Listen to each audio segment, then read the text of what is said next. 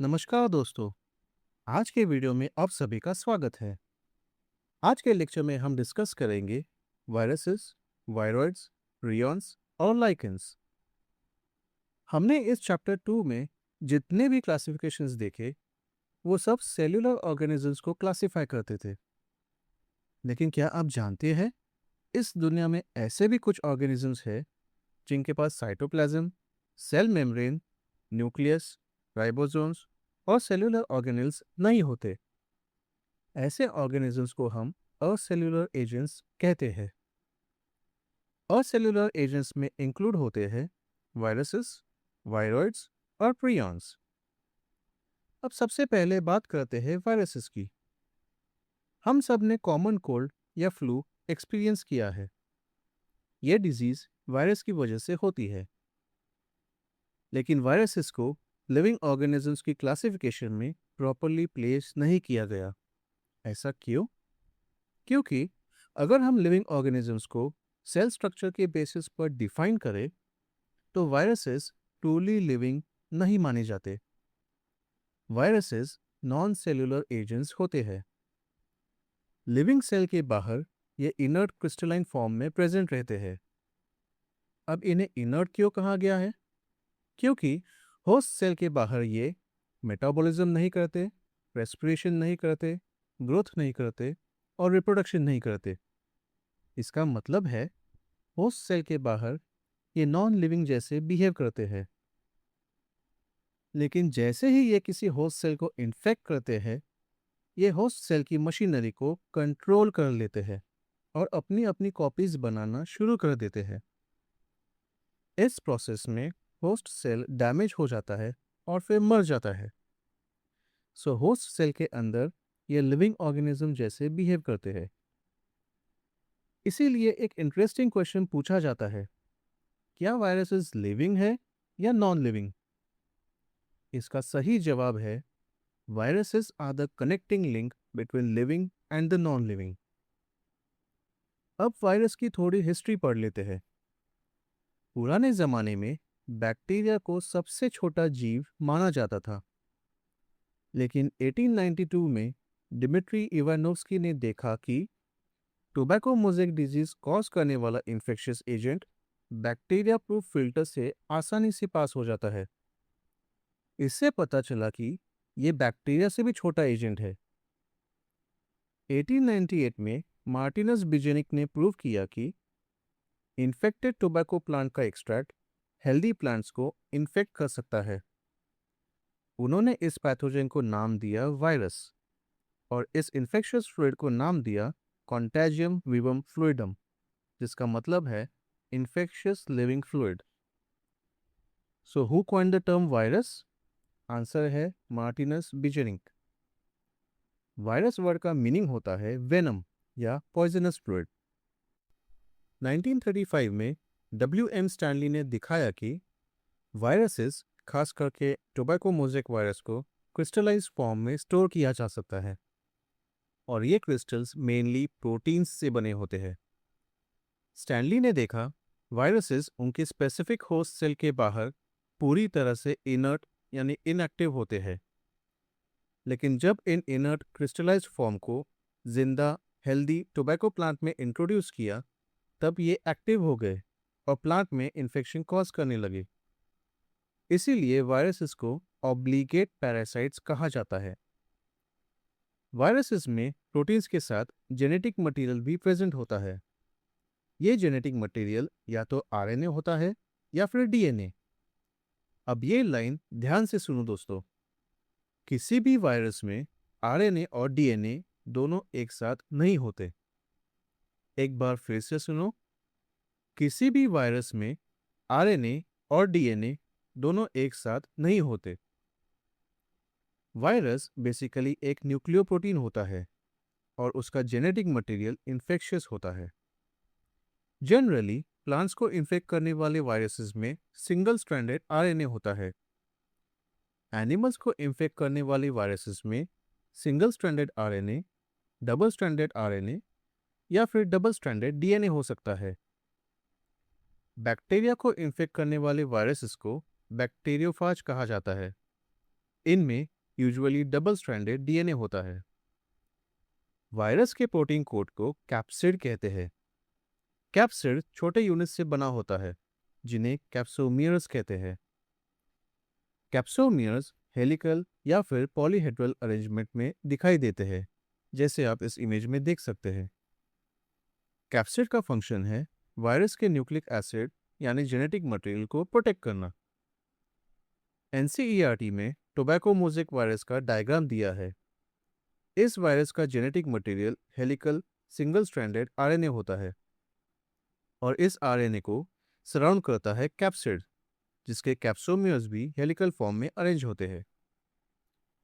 NCERT में bacteriophage का भी डायग्राम दिया है, इसलिए इनका स्ट्रक्चर भी हम थोड़ा पढ़ लेते हैं। हमने पढ़ा है कि बैक्टीरियोफाज एक वायरस है जो बैक्टीरिया को इन्फेक्ट करता है। इसका स्ट्रक्चर थोड़ा कॉम्प्लेक्स होता है। बैक्टीरियोफाज के मेन दो पार्ट्स होते हैं, हेड और टेल। सबसे ऊपर एक पॉलीहेड्रल या हेक्सागोनल हेड होता है जिसे कैप्सिड भी कहते हैं। ये प्रोटीन का बना होता है और इसके अंदर वायरल जेनेटिक मटेरियल यानी usually double stranded DNA present होता है। हेड के नीचे एक कॉलर या नेक रीजन होता है जो हेड को टेल से कनेक्ट करता है। इसके बाद एक लंबी टेल शीथ होती है। टेल शीथ कॉन्ट्रैक्टाइल होती है और इन्फेक्शन के समय बैक्टीरियल सेल के अंदर बैक्टीरियोफाज का डीएनए इंजेक्ट करने में मदद करती है। टेल शीथ के अंत में एक बेस प्लेट होती है। बेस प्लेट से कई टेल फाइबर्स निकलते हैं। ये टेल फाइबर्स बैक्टीरियोफाज को बैक्टीरियल सेल की सरफेस पर अटैच होने में मदद करते हैं। इस प्रकार बैक्टीरियोफाज का स्ट्रक्चर एक पॉलीहेड्रल हेड और एक टेल से मिलकर बना होता है। वायरसेस बहुत सारे डिजीजेस कॉज करते हैं। ह्यूमंस में mumps, small pox, herpes, influenza और एड्स जैसे बीमारियां वायरस की वजह से होती है। प्लांट्स में वायरल इन्फेक्शन के कुछ सिम्टम्स दिखाई देते हैं, जैसे कि mosaic formation, leaf rolling, leaf curling, yellowing, when clearing, dwarfing और स्टंटेड ग्रोथ। मोज़ेक फॉर्मेशन मतलब लीव्स के ऊपर पैचवर्क जैसा डिजाइन बन जाता है। लीफ का कुछ पार्ट ग्रीन होगा और कुछ पार्ट येलो बनेगा, जैसे आप इस इमेज में देख सकते हैं। वेन क्लियरिंग मतलब लीफ ग्रीन रहेगा लेकिन लीफ के वेन्स येलो दिखने लगेंगे। अब बात करते हैं वायरॉइड्स की। वायरॉइड का मतलब है वायरस जैसा। वायरस जैसे ही वायरॉइड्स को भी लिविंग और नॉन लिविंग में क्लासिफाई नहीं किया जा सकता। 1971 में साइंटिस्ट टी.ओ. डिनर नाम के प्लांट पैथोलॉजिस्ट ने एक नया इन्फेक्शियस एजेंट डिस्कवर किया। यह potato spindle tuber disease cause करता था। यह इन्फेक्शियस एजेंट वायरसेस से भी छोटा था और सबसे इम्पोर्टेंट बात यह है कि इसमें प्रोटीन कोड यानी कैप्सिड एब्सेंट था। सिर्फ free circular low molecular weight single stranded RNA present था, इसलिए इसका नाम रखा गया वायरॉइड। अब देखते हैं प्रियॉन्स। मॉडर्न मेडिसिन में कुछ न्यूरोलॉजिकल डिजीजेस ऐसे मिले जो एबनॉर्मली फोल्डेड प्रोटीन्स की वजह से स्प्रेड हो रहे थे। इन एबनॉर्मली फोल्डेड प्रोटीन्स को प्रियॉन्स कहा गया। ये इन्फेक्शियस एजेंट्स साइज में वायरसेस के सिमिलर थे। ये प्रियॉन्स ब्रेन में जमा होकर क्लम्स बना लेते हैं, जिससे न्यूरॉन्स डैमेज हो जाते हैं। जब हम ऐसे ब्रेन टिश्यू सैंपल को माइक्रोस्कोप के नीचे देखते हैं तो स्पॉन्ज जैसे छोटे होल्स यानी वैक्यूल्स दिखाई देते हैं। इसीलिए इन डिजीजेस को स्पॉन्जीफॉर्म एन्केफेलोपैथीज कहा जाता है। इनमें सबसे फेमस डिजीज है बोवाइन स्पॉन्जीफॉर्म एन्केफेलोपैथी, जिसे मैड काउ डिजीज भी कहते हैं। यह डिजीज कैटल में होती है और ह्यूमंस में इसी तरह की प्रियॉन डिजीज क्रोइसफेल्ड याकोब डिजीज यानी कि CJD नाम से जानी जाती है।